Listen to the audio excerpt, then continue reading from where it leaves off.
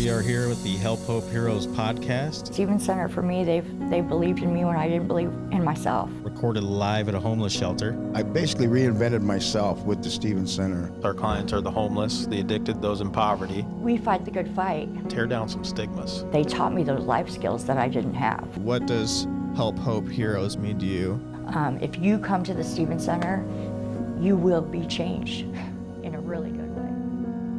Okay, thank you for listening to yet another episode of the Help Hope Heroes podcast, a podcast at Stephen Center, recorded live at a homeless shelter here in South Omaha. My name is Michael Murphy. I am the marketing director at Stephen Center, along with my colleague, Ryan McNeil. Ryan McNeil is our marketing and communications associate here. He does a lot of help out on our marketing. He's a great copywriter and part-time co-host, really. You've been on a couple episodes. It's been a while, but yeah. Yeah, and we're so excited today to have with us a guest. As you know, we have a guest on every episode, and today we have Pat OHanlon from One World. Pat, introduce yourself. Hello, I'm Pat O. Glad to be here, you guys. I'm excited. Yeah, that's an easy one to remember for you, isn't it? It is. So I understand you spend some time behind a microphone in different facets. Am I right? I have. I've got a band, and but it's not quite as formal as a podcast. But we'll see what happens. If I break into song, you'll know why. I think it'd be the first, and we're always welcoming firsts on the Help Hope Heroes podcast. We're very, very excited about it. So as I said, just briefly, is you work at One World Community Health? It's One World Community Health Centers? That's right. One World. It used to be Indian Chicano when I started working there 17 years ago. We were up on 36th Street, 36 and Q, and we moved there about a year or two later, and then changed the name to One World Community Health Centers. And when we all changed the name to Health Centers, I was confused because we were one place. Yeah. And obviously, Andrea Skolkin, our CEO, had quite a vision, and she knew a lot more than me. And we now have so many places around town between the school-based health centers and the different clinics we have down in Bellevue, out in West, and the TIAC clinics. We're just growing and growing and growing. So I'm just going to read a mission statement that I found on the website. And again, the reason why we really know Pat and One World is because a lot of our clients stay in our homeless shelter, even our permanent supportive housing, and those in the HERO program, they will get doctor's appointments and health visits over to the One World, as well as One World sending great people like Pat O over to our center to give some talks, do testing, and we'll get into that a little bit later. Yeah. But I see a mission statement really is One World in partnership with the community provides culturally respectful, quality healthcare with special attention to the underserved. Can you elaborate on that a little bit? That's everything right there, isn't it? Beautiful. We are a federally qualified health center. We provide health care for insured or uninsured people, but particularly the majority of our people are uninsured. They work hard by day, but they just are not able to afford their insurance or get insurance for whatever reason, and we don't care what the reason is. We're just here to help, put a hand out, a leg up to anybody that needs it. And culturally, it just means because we're in South Omaha, we have a lot of Spanish speakers. Almost all of our providers speak Spanish, all of our health assistants, everybody has direct patient contact, speaks the language of the patients that come in here. What a distinct need in probably every community, not just Omaha, right? It is a great need. And what's interesting, again, and Stephen Center knows this the same way we have, because I've seen you guys grow over the 17 years I've been down here. And as we grow, it's amazing. We're still trying to catch up to meet the need. We keep getting bigger and thinking, okay, are we there yet? No, we still have more to do, more people that are falling through the cracks. And Stephen Center and One World are the ones catching them as they fall through the cracks. Interesting way to put that. Catching them as they fall through the cracks. Now, Ryan's worked here. He's now full-time, ladies and gentlemen. We should have the applause button ready, but I don't think we have. Oh, no, wrong button, Missy. But that worked. I mean, it's kind of, no, not really a joke, but that worked. But, Ryan, I mean, in your short time here, what have you got to know about Stephen Center and the client needs? And then now that you know Pat and what One World does, okay, give me some thoughts on that. I mean, yeah, before working here, I never realized how big of a factor in homelessness that being disabled or having some type of illness, whether it be mental or physical, affects people's homelessness. It's kind of hard to see that as a layman or person on the outside. That's an excellent point. If I can chime in here, I always, if I have discussions with people and they say the homeless, as if it's one person and they all have the same reason for why they're homeless and the same attitude to everything, and they're not. Everybody has a very individual story that you help here at Stephen Center. And as you get to know them personally and you start recognizing, I worked in psychiatric care for 11 years, and you realize the mental health issues of depression, schizophrenia, bipolar disease. All this is rampant in the homeless, and there's reasons why they can't hold it together long enough to hold a job and stuff. And so it's very, very complicated. So when people simplify the homeless issue and they make it real simple, I'm like, no, this is so complicated. An easy answer to a complicated question does not help us understand what's going on with the homeless. Couldn't agree more, especially I've been here just over 2 years, and really that was my first venture into the world of homelessness, if you will. And every day goes by, you learn about a new symptom, a new side effect, or a new cause, just like addiction. They have a lot of the same reasons why people fall into addiction, same thing as people falling into poverty and homelessness. And, we keep seeing all this data coming about people living paycheck to paycheck. And I think that we may be living in a nation where it's more dangerous than it's ever been or more potential to, just fall into homelessness. It could be quite easy to slip in and fall through the cracks, like you said. And luckily, folks like Stevens Center and One World Community Health are there to catch them. But what happens when we catch them, though? I mean, what's next? Well, that's where Stevens Center has come a long way with programs for a lot of people. Again, in the early days, it was really just feed them, house them, and that was about all they had for resources. Now we actually have living space down here at Stevens Center where the people that do want to hand up, that are willing to put their nose to the grind and make it happen, there are opportunities for them. They are here at Stevens Center, and it's amazing. I've seen the success of many people, particularly if you notice a lot of the staff that work here at Stevens Center, whether it's Heroes Program or at the homeless shelter, a lot of them used to be guests here. Absolutely. Over 30 of our employees. Yeah, it's amazing. At one time were clients. Yeah. I'm glad you brought that up. Now, you've got a lot more history in this neighborhood than both young Ryan and I. Right? I'm calling enough. him young, by the way, not myself. I'm 56, and I'm going to hark back to 1981 after I graduated from 1 week of graduating from high school at Roncalli. I went to work at Sienna Francis House. If people are old enough to remember, Sienna Francis House in those days were at 19th and Cummings. There were 2 houses for Sienna House for the women and children, and then Francis House. And we heard about this new upstart homeless shelter happening in South Omaha. And it was amazing. It was called Stevens Center. So then many years later, I'm working at One World, and I'm doing outreach. And I was really supposed to help immigrants and refugees was my outreach with the United Way grant. But I said, how do I get an excuse to go over to Stevens Center and hang out with the homeless? Because I just love working with not only the homeless themselves, but the staff that work here are just inspirational. I feel like I come over here almost for therapy to kind of remind me what's important. And I come over here. So I've seen the growth of Stevens Center, the service of Stevens Center, and a lot of the patients that you guys have. There are patients, but clients that you've served that are our patients. Yeah. Yeah. Long history. That's incredible. And so where do you think, Pat, that want or desire came from? Because you're harking back to 81 and graduated from Roncalli, and One World's been around since 1970, by the way, is what I found in my notes. Yeah.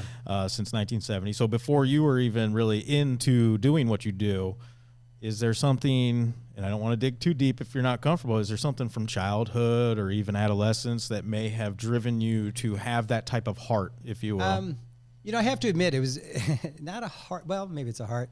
It was actually very selfish. If I'm speaking just to me personally, I grew up in West Omaha on 114th and Maple, and I didn't like it. I didn't like it because it didn't have any texture, flavor, diversity.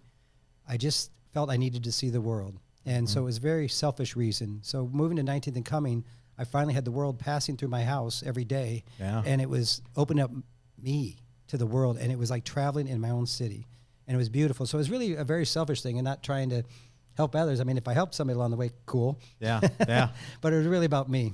But in turn, it opened up your eyes and made your heart want to help even more. Yes. Empathy, I think, comes from a place. Sometimes when I talk to kids in high schools, I got a little extra time to talk about traveling. And in the 80s, I traveled to India for 6 months. And I remind people, it was one of the first times I was a minority as a white person. Oh, wow. That's a little different. I was a minority from a Christian-dominated country where Christianity wasn't dumb. I feel like what we're missing a lot in society is empathy.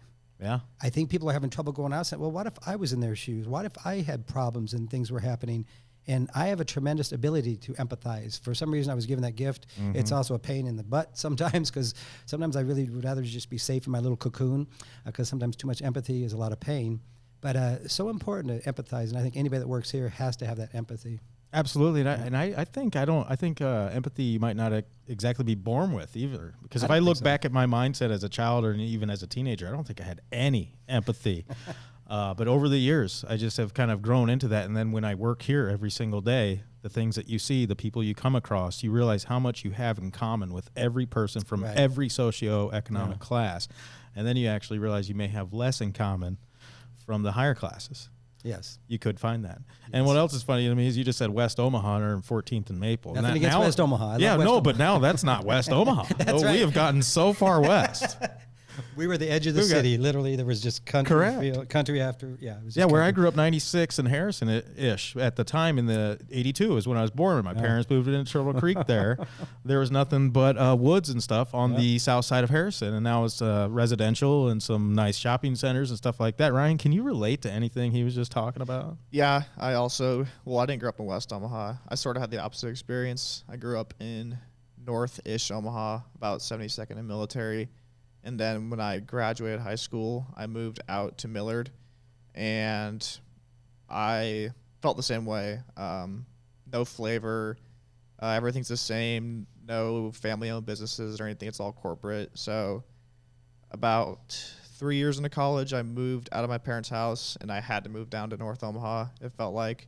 Like I said, I got sick of the big retail centers and strip malls and the urban sprawl. I like it when people are packed in together and more diverse, That's interesting. So we've got a Creighton Prep graduate, and a Roncalli, and a Ralston boy. All right.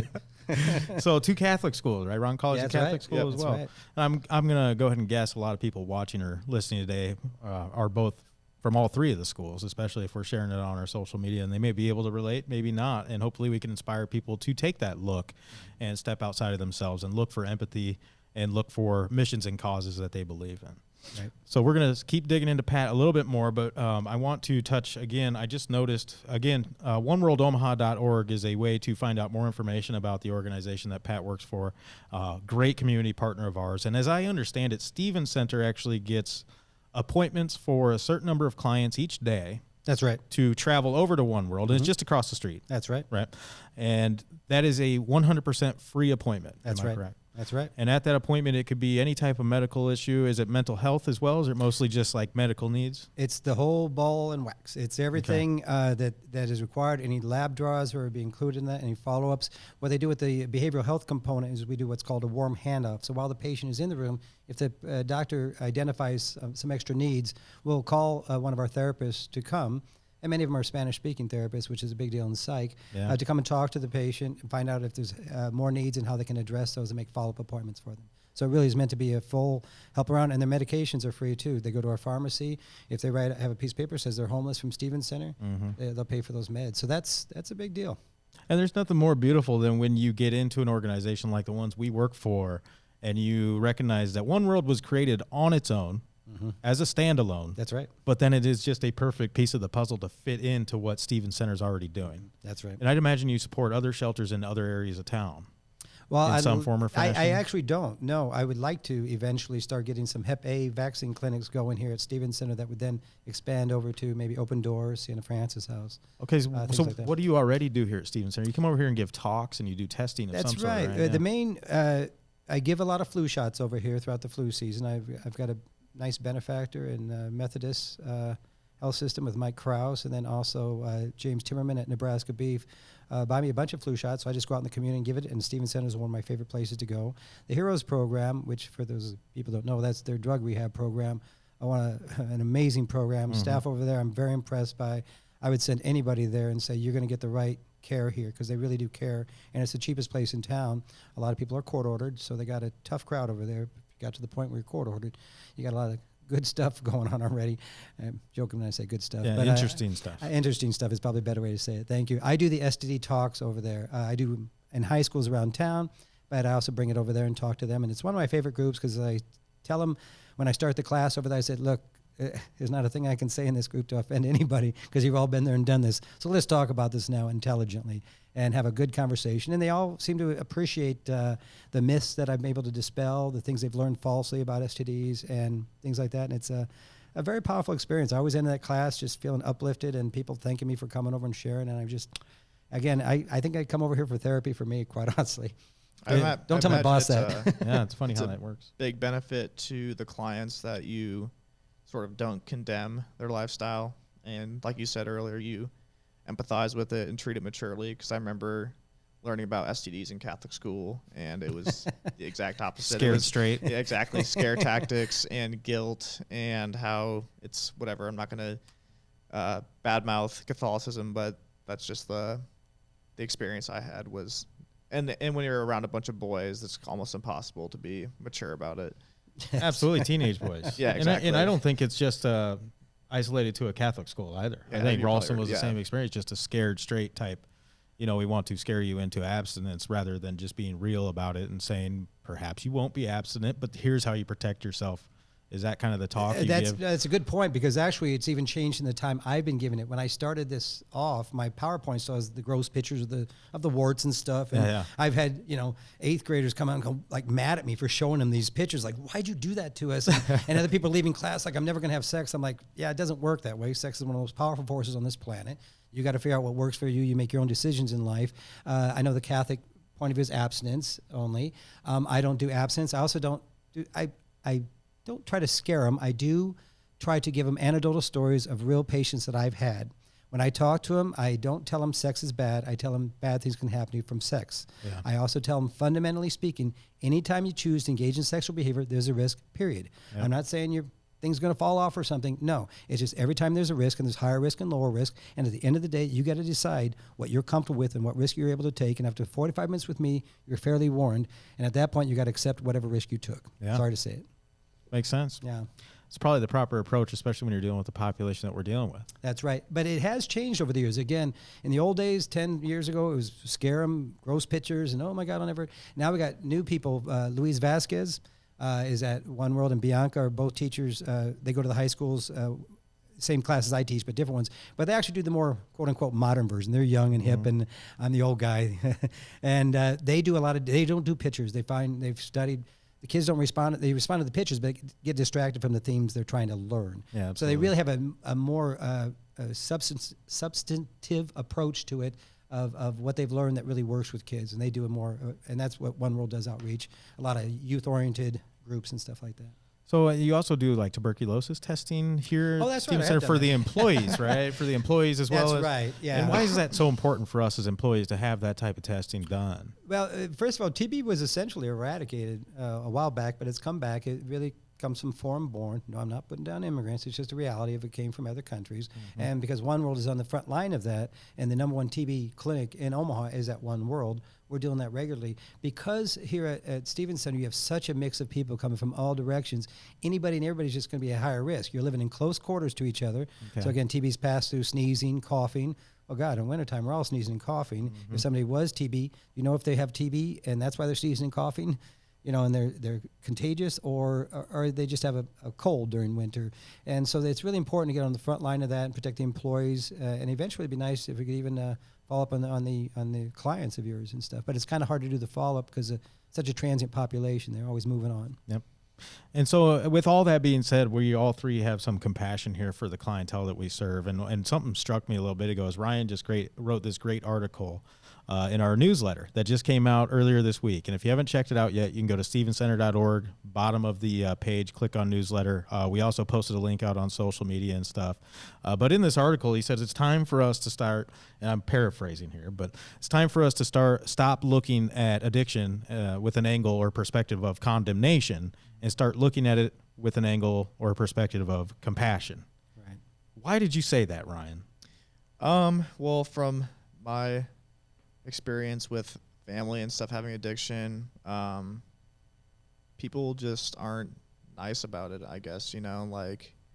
I talked a lot about in the article about feeling ashamed of their behavior when, like we just were saying, a lot of it's mental health more than anything. And I think that's changing slowly. I think people are more and more starting to realize that addiction's not a choice or a character flaw. It's a response to either trauma or mental illness. And I do feel like we're making a positive turn though. And working here, maybe I'm a little biased, or I see people coming to that conclusion more, but even outside of work too, it just seems like there's more awareness of it. So, and the article, I was maybe a little doom and gloom about it, but deep down, I do feel like we're getting somewhere. We're turning the corner. Yeah. And I love how you brought up the fact that, trauma. And I think that's what you see a lot in the work you do. Mm-hmm. And I think that's where you start to have empathy, is because a lot of what drives addiction, a lot of what drives homelessness and people falling into poverty is outside of their control. Mm-hmm. It can deal with trauma from when they're 5 to 5 days ago. That's right. To why they are in the position that they're in. And that's when we, start to build up our empathy skills, if you will. So very well put. Again, if you haven't read that yet, get out there to our website, the bottom of the website, click on newsletter. That's stevenscenter.org. One last time I want to mention oneworldomaha.org is how you get more information about the organization that Pat works for and that we are partners with, and so grateful to have in the community, because again, and we will say this till we're blue in the face, we cannot achieve our rehousing rates. We have an outstanding rehousing rate of over 70%. We don't achieve that without a community partner like One World, or without Completely Kids, or without all the other organizations that we are partnering with on a daily basis. So thank you, Pat, for what you do. And thank you for, being passionate about it. 18 years you've been doing this? 17 years, yeah, I've been hanging out down there. Okay, and then one last thing about One World, and we're going to get back into some other storytelling. There are volunteer opportunities on the website right now that I just checked out, so people can volunteer there. Maybe you could touch on this a little bit, but there's child care volunteer, baby boutique, food pantry help, Yes. special needs child care, ESL assistant. I bet that's important too, English as a second language assistant. Anything you want to say about volunteers at One World? Well, I'm really excited. We had a wonderful gal, Tiffany, who just left. She's moving on in her career, and she was wonderful, set down the foundation. She was the first one we had for volunteers. And now we've got, just found out yesterday, Angie Washington, who's been in our social assistance program and who was Employee of the Year last year.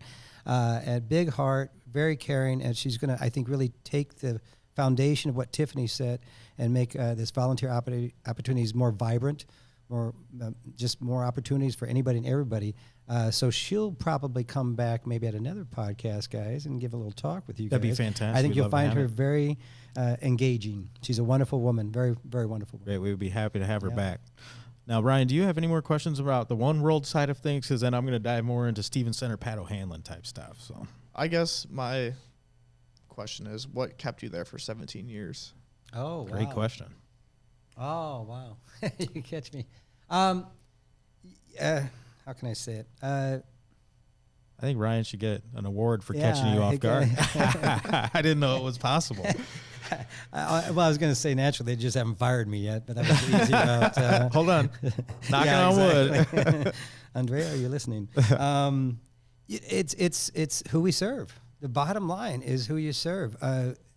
It's the staff I work with are amazing. I remember when I first started working there many years ago, they said, "How do you like your new job?" I said, "I love it because the providers, the doctors don't have egos. They're all about the mission of who we're serving." When I look around, I look at the people that we are serving. Look, I was born white, male, middle class in the United States of America. From birth, I was given every opportunity. I'm not saying other people had, I'm just saying I look at these people and they were not given the same opportunities as me. I'm not trying to be a saint, but on my deathbed, I just hope I give back a little bit from the opportunities I was given from birth. Yeah, because I imagine after being a nurse for 17 years, you've had plenty of opportunities to do things that are probably higher paying, maybe a little More glamorous. yeah, a little bit. sexier, if you will. But it's impressive. What's sexier than talking STDs? About a million things. Yeah. That's a great question. So I know that you've been around a lot longer than us as far as Steven Center goes. We personally, both of us, never got to step foot into the old shelter. However, we have been curators of the past. We've been doing our research. We met the founders' children. We've looked through every photograph that's on campus. So we've seen it, but we've never got to step in, feel it. Can you just describe for us what it was like coming down here back in the day when it was just that old bar? It was pretty raw. It was. I kind of like the rawness. I don't know why. I'm just attracted to it somehow. I think me and Ryan have some kinship here of needing some flavors, even if they go on a little bad. Yeah. So it really was. It was just so small compared to what you have now. And the opportunities for the housing wasn't there. Everything. It was just a tough place. It had bugs and the whole thing. It was really important. But then Dale Baumberger, I believe, was one of the bigger. He was in charge of the place back then and kind of pushed for the opening of the new place. And Rick Pettigrew, who it's named after, was very generous with his donation and made it possible. They really pushed forward.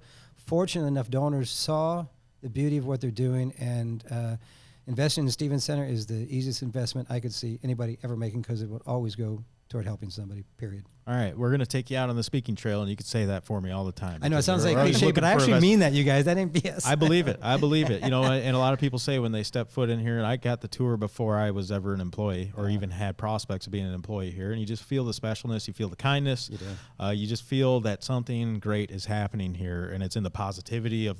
Yes. There's times where you don't know if that's a client or an employee, but they're both smiling. They both got a little extra pep in their step, and it's because they're changing their life. I stop in unannounced on a regular basis and go into the office with Maggie and the whole gang. Oh, I love those people. Again, therapy for me.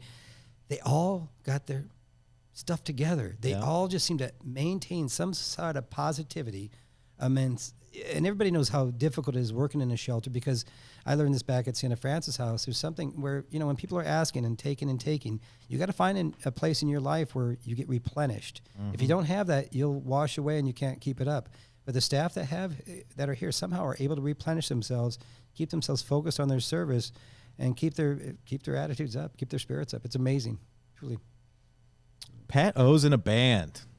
Rock and roll. What's the name of your band? Pat O in the show. Pat And it's O in the not show. because I have a big ego. It's just because I had the equipment at the time when they joined. They had no choice. I go, all right, he's got the equipment. What do you guys do? Cover band? Yeah, or- we're just a cover band, just have fun. It's been a weird history. I used to be a one-man band when I played drums with my feet. No while way. I play guitar and harmonica. And Like doing all Neil that Young kinda, style. Yeah. Kind of like that, actually. And that's what kind of music I played. I started on the street corner in Bremen, Germany. I knew about 8 songs. Whoa. Why were you in Germany? I lived and worked in Germany for 6 summers up in the Alps. I was just Fantastic. traveling, trying to see the world again. My attitude then was I wanted as many experiences in my life as I could. I was the kind of kid that if you said, Pat, would you be on a plane wreck if you knew you'd survive? I would have said yes. Now I know what post-traumatic stress disorder is, and I don't want that experience, but I wanted all experiences that accumulate to me. It's a learning and broadening of me, and traveling was one of them. So learning German, hitchhiking around Germany and Europe, and then going to India, going to Central America was expanding my world experience. And again, back to the empathy thing. When you have difficult travels, you learn and open up, and you realize that a lot of people are living different lives than you're living right now.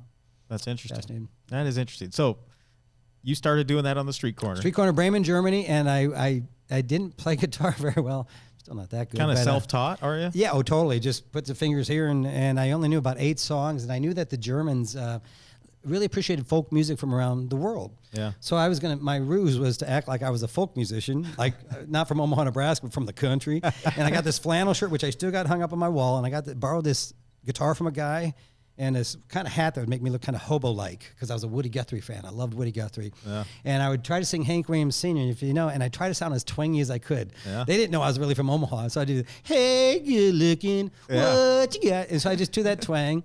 And this woman came up and dropped first coin I ever made in my life playing music was a Susan B. Anthony silver dollar. No way. And I thought, how symbolic. She threw it in there. I'm done with the song. I looked at him like, oh my God, this is so symbolic. Susan B. Anthony silver dollar. And years later, I finally realized she's just going, I can't spend this. Here, you have it.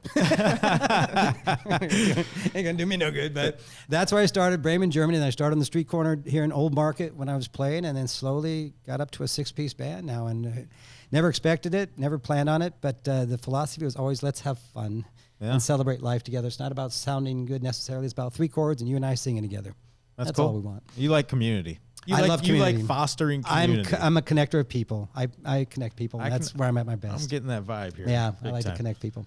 And so, Pat O on the show, people want to find out about you, Facebook or something? Yeah, we got a website? Facebook Yeah. page and a website. And so go to Facebook website, find us, come hang out with us. We played a couple volunteer gigs down here. That's what I was going to ask. Yeah, for I've your heard cli- about it's that. very rewarding. The band in a second. I go, you guys want to play, Stevens Center? Yep, we're in. Yeah. So we just got to get back. They love playing for the clients. They brought the Heroes program over to the main center. And it was quite rambunctious. I was allowing for requests, and everybody's yelling back. I'm like, oh, rock and roll. Yeah. But it was just therapy for us. But the band's really into it. I heard about one just yesterday from Sharon, the director over at Hero, or maybe it was Ann Kresh. It was Sharon. I can't remember. It's probably Sharon. She said that there was one where you did that was kind of a reflective. So you Oh, play yes. music that causes you to reflect, like Cats in the Cradle. And I swear, that'll choke me up every time. But, Sharon has a good memory. Yeah.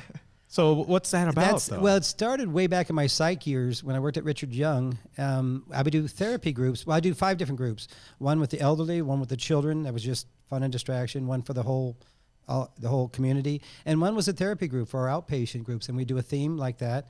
Cats in the Cradle about father issues. Oh my God, when I talk to someone, you go, well, I remember a young guy, 17-year-old, he's putting his fist through walls, and I'm talking to him, and I go, well, where's your father? Well, F him, man. It hasn't been a part of my life in 11 years. I go, well, okay, that's important coping. You had to say that and just dismiss him because that was your only way of coping. But guess what? You can't keep coping that way. Yeah. You telling me you never wanted your father to come home from work and say, hey, son, let's play ball. Hey, son, I love you. And suddenly that 17-year-old has tears in his eyes and finding that core reason of why he's putting fists to his wall because a girlfriend broke up with him. It's that rejection that they feel. All of us are issues. It's not to blame the parents all the time. I don't like to do that, but we have to recognize what issues we have in our life. It's going to come a lot from our parents. How we learn love from our parents with each other. If you grew up in a single-parent household, that's going to affect your understanding of love and life. So that's all that's baked in the cake, as they say, of your psyche. Well put. So, Incredible, Pat. So good to know you. I'm loving this. So you've played here. Ryan, do you have any more questions for Pat before we move on to our main question that ends every episode? Nothing really off the top of my head now. Yeah. And I understand, did you go to school with Ryan's parents or something like that? I went to school, yes. His father was a year ahead of me at Roncalli, and his uncle Tom was in my class of 81. Great folks, friends of mine now. And So you were there before the Rumble days? I was there right after. They just switched about 4 years earlier. What are the Rumble days? Rumble was when it was all Rumble. male. I thought you said Rumble. I was like, is Rumble. this like the Outsiders Rumble or the Heard a lot of good who was a stories greaser and who was a Soch, right?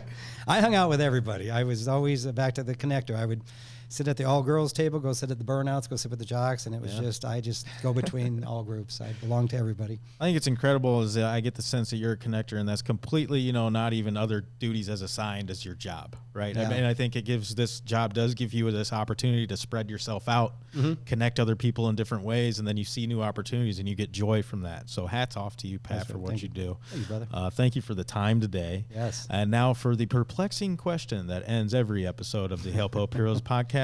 And it doesn't have to relate to Stevens Center. It doesn't have to relate to One World. It can just relate to Pat O. What does Help Hope Heroes mean to you?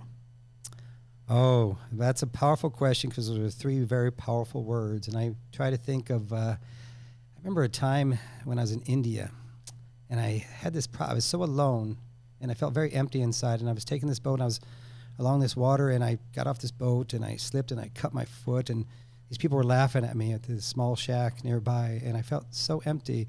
And instead of getting help, I got laughter. And it was painful. And lonely, and that kind of reminded me of how important help was.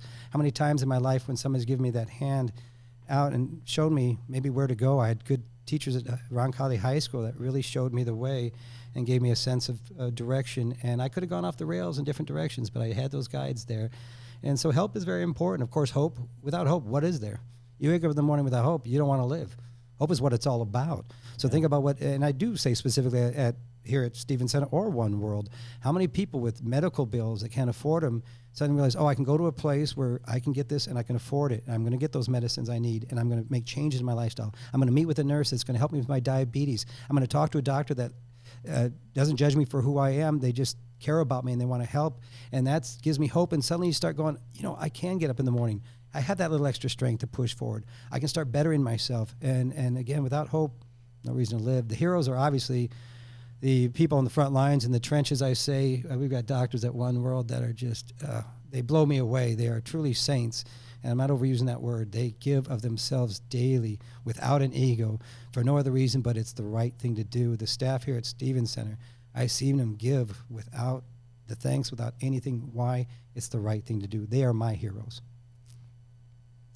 That may take the cake as far as the number one answer. I don't know. Maybe people can comment if that's the best one they've ever heard, but I got goosebumps pretty much through all of it. Thanks, Pat, man. that is incredible. Just real quick before we go, I want to say if you've listened to our podcast, please like it, please subscribe it, All right. please help spread the word about it. If you haven't had a chance, go out there and review it. Let us know and give us feedback on what else you'd like to see. Ryan, thank you for being the co-host today. Again, I like this guy, man. I know. Ryan's freaking cool. I know, he's I've awesome. got we're cut similar, man. We're coming, I'm loving this. Again, I'm Michael Murphy, your host, the marketing director at Stevens Center, and this was Pat OHanlon from One World. Thank you so much. Thanks, Mike. Have a great day. You're here with the Help Hope Heroes podcast, Stevens Center, for me, they believed in me when I didn't believe in myself. recorded live at a homeless shelter. I basically reinvented myself with the Stevens Center. Our clients are the homeless, the addicted, those in poverty. We fight the good fight. Tear down some stigmas. They taught me those life skills that I didn't have. What does Help Hope Heroes mean to you? If you come to the Stevens Center, you will be changed.